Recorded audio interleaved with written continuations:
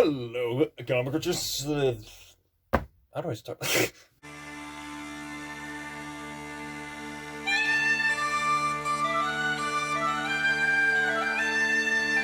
Got Blair! And our good friends at Disney Plus has finally provided us with more content here in the UK! Hooray!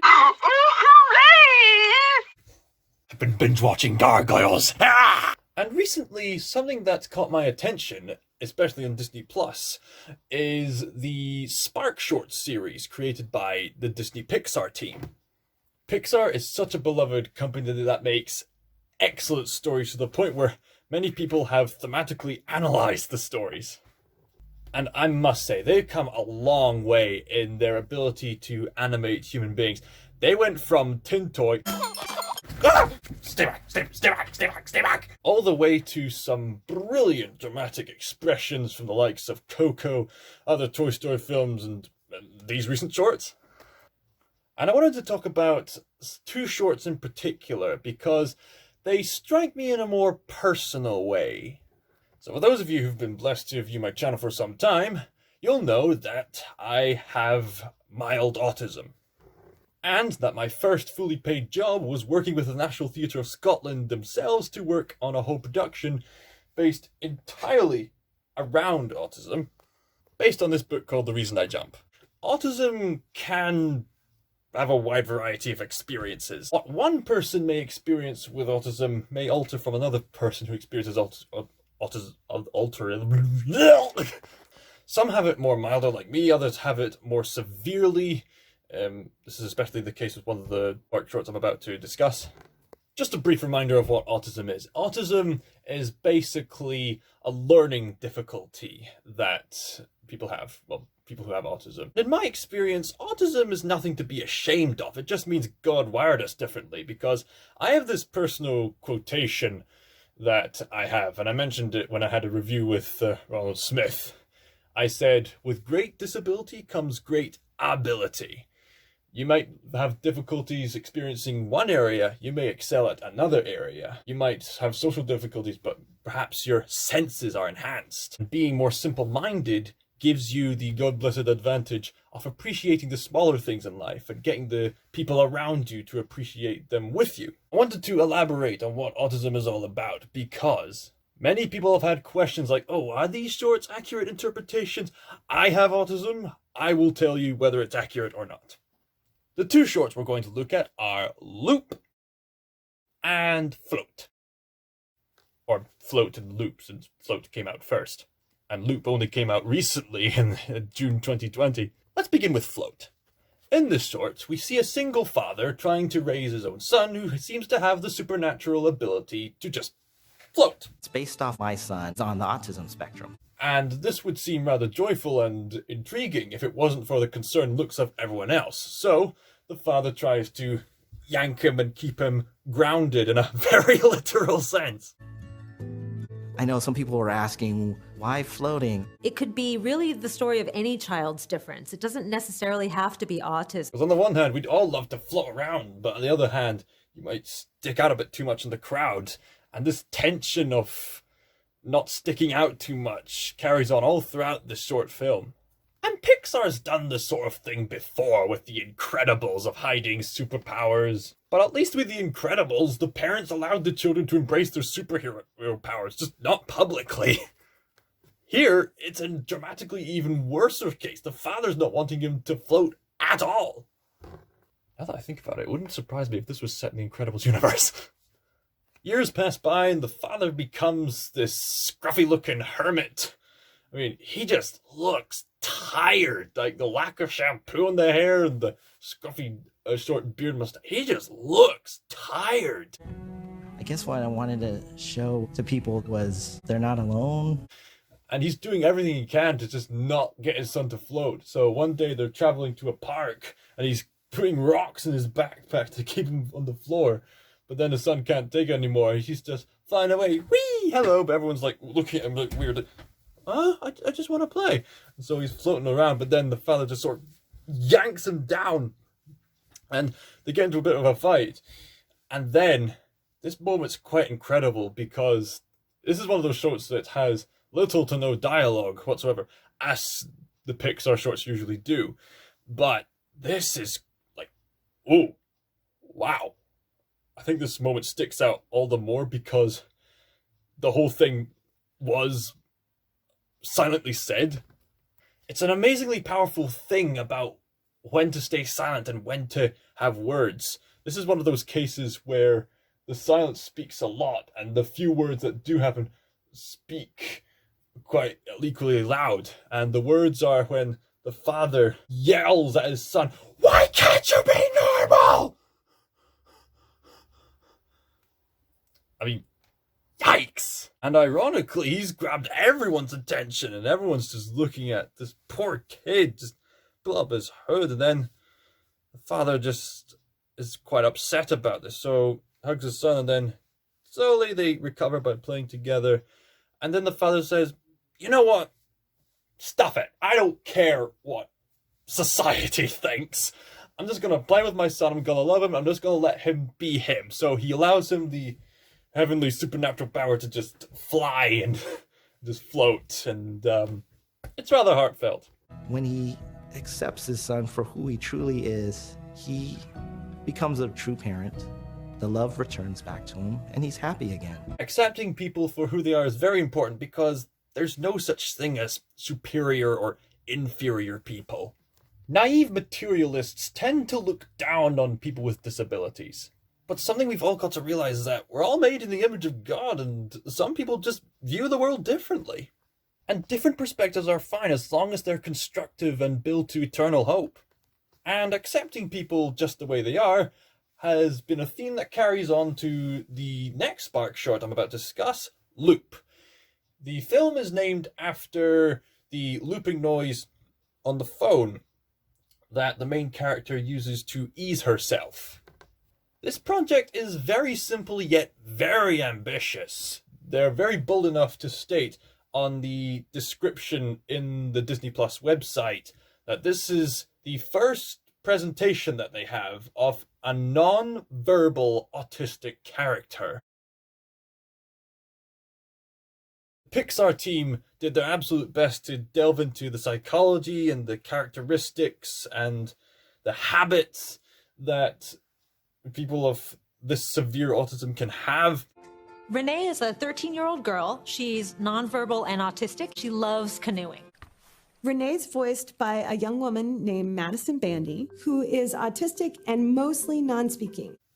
And right from the get-go, when the film starts, you can tell that she's comforting herself with the phone, and she's making these sort of moaning and groaning noises. I can tell you from experience, I know people of several types of autism, as well as some people with Down syndrome, who have loved to make the same noises over and over again and love to just play the same tunes over and over again. It can get annoying, but something I love about this short film is that the other main character isn't going, "Oh, you're driving me nuts!" No, he's actually very patient in spite of being a bit hesitant to be with this person. So what is this film all about? It's very simple. This girl, I believe her name was Rennie, and this other guy who I believe is named Marcus, they go on this canoe together during a camping trip, and they just sail off, and they get to know each other. Stimming. We really need her to be stimming under that canoe. The leader tells Rennie that this new person's going to come on the boat and she'll be fine. He also tells Marcus that he needs to tolerate her. And despite the fact that she's not making eye contact or talking, she's still listening to what they're saying. Renee's point of view oftentimes is not making eye contact with Marcus because that's just something that's not comfortable for her. It's just that her autism is preventing her from having the same social skills that the other people have. That doesn't mean... That's in no way demeaning her. That's just the way she soaks in and perceives the world. In fact, in the next following scenes, you'll find that this different interpretation of the world, in a way, enhances her experience. So she kind of struggles to indicate to Marcus, that was his name, and she struggles to indicate to Marcus that she needs to go to where the toilets are. So she gives a little poop emoji just so he can go, "Okay, right, well, let's go. But from what I've gathered in the film, I like how this film doesn't necessarily explain everything. As they approach the toilets, they go to this grassy area, and she just reaches out and just senses the soft grass just tickle her hands. She loves that sensation. And by the time they get to the other side, she's going, and Marcus is going, what? Oh, okay, let's go back. And she does it again. And then she insists one last time, and then Marcus kind of insists. And then that makes Marcus pay attention just to go. Because you see, people of autism can actually help people like Marcus view the world differently and appreciate the smaller things. And it seems to me that Rennie's enhanced senses enable her to really enjoy the highly sophisticated design of nature. Nature didn't come by itself, by the way. Scientists proved that. Then they sail away, and I was thinking, hang on, wait a minute. Does she need to go to the toilet? They never answer that. But I've heard some people interpret it in a way that she never actually wanted to go to the toilet. She was just trying to find a way to communicate to Marcus just so she could touch the grass. Either that, or she completely forgot about her needs to go to the toilet when she reached out to touch the grass. I like that. I like how this film doesn't feel the need to shove the message down your throat. It just shows an event where these two people get to know each other and just lets you soak it in, just like Marcus is soaking in who Rennie is. He notices that she likes to repeat the sound she makes on her phone to calm her down. So Marcus decides, oh, I've got an idea. Let's go to this tunnel. And of course, these kind of tunnels are really cool for echoes. So he goes in and gets her to play the phone. And she really likes it. It's echoing, and it's really cool. I mean, come on. If you're going to an echoey tunnel, of course you're going to go, echo! It's awesome. Just how big and echoey and in depth it is. It's really cool. Really repetitive. I like it. But then, this is something else about autistic people that can ring truth, because I have known some people who can like certain sounds at first, but then when it's too loud, it can be overbearing. Sound can have like a more overwhelming experience for her than it would for Marcus. So we put that into Renee's point of view. So, and that's exactly what happens. The sound eventually becomes too overbearing for Rennie. And so they have to swim back to the surface. And she just gets really agitated and panicky. And in her panic, she tosses her phone at Marcus, which gets wet. And then she's panicking and she hides herself in the boat. And yes, I have known autistic people, including myself, who tend to panic over some very basic things. And then another aspect of this film is that Marcus gives Rennie her space. And Marcus waits it out until the sun sets, and then gets some grass out, just reach out to her. She slowly but surely comes out, calms down, and they both make that same noise that the phone makes. And then you just sense it, that spiritual spark of an understanding, a friendship. What's the moral of the story, kids? Being friends with non-verbal autistic people 101. And they sail off, and then in an after-credit scene, her phone is working again, and Marcus is inviting Rennie to go canoeing again. So I've heard that not everyone is happy with the presentation of Loop, and this is a very basic setup, but hey, give Disney Pixar credit. They're trying a bold new thing. This is their first representation of a non-verbal autistic character, and they went to many lengths to even make it decent. I mean, this is a company that has been known to push themselves to reach out to people again and again and again. Like, with Toy Story, it was their first ever CGI movie.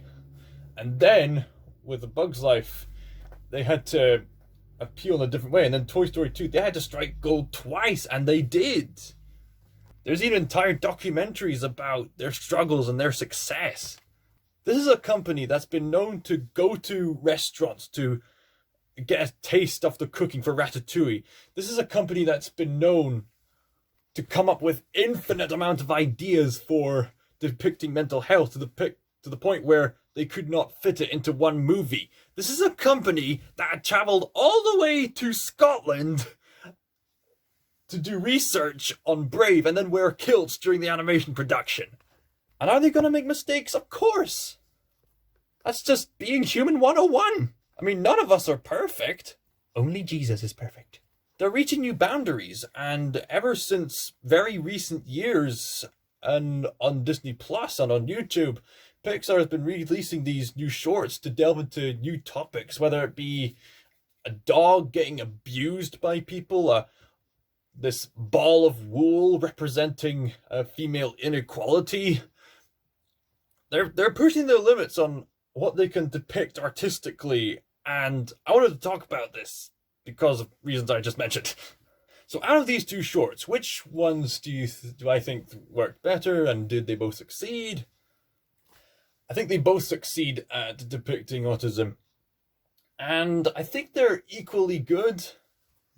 I love how both the shorts are taken fairly seriously, and there's no sense of demeaning other people. And I also like that with their short length of time, they don't feel the need to stuff the message down your throat and just let the story speak for itself. And these shorts are paving the way to a great future. Maybe Pixar are going to display people of other disabilities as protagonists. Maybe someone with a crutch, or maybe people of mild or harder terms of autism. I don't know. Because when it comes to animation, anything's possible. Depict superheroes in actions, animation can do that. Visually depict what's going on in the mind, animation can do that. Animation can even do more grounded works like historical, biographical, and biblical-based movies. Again, animation can do that, so why can't it depict autistic people? Now, of course, some people are going to get skeptical as to the views of autism, but Pixar is a company that knows what they're doing. As long as they do their research and respect the people that they're trying to represent, nothing can go wrong. As for ratings, I'm not entirely sure how to rate them, but you know what? Because I'm feeling generous and because I myself am autistic, I'm going to give both these films a 12 out of 12. Why not? So thank you all so much for watching, and if you haven't got Disney Plus yet, I was skeptical at first, but it's a really good service. Especially if you're browsing through content you haven't seen before, aside from the originals. And if you want to have an even more in-depth look about autism, I have an American friend, Alexandra Heeb, or AJ Heeb, who is highly active on Instagram with her black and white photography, has had her own interview with my good friend Ronald Smith. 13, because since I was diagnosed young, I kind of grew out some symptoms. I went to church with my family, well, you were overwhelmed. That's because I better explain to you how you were like when you're little. So when I figured out, I was at first confused, but then honestly, I consider it my superpower. Love you, AJ. And she has recently started her own YouTube channel. I don't know when she's going to start reviewing some stuff, but let's give her some support by subscribing to her channel, shall we? And remember, people with autism have the superpowers. Why else would you come back to me? Scott Meyer, signing out.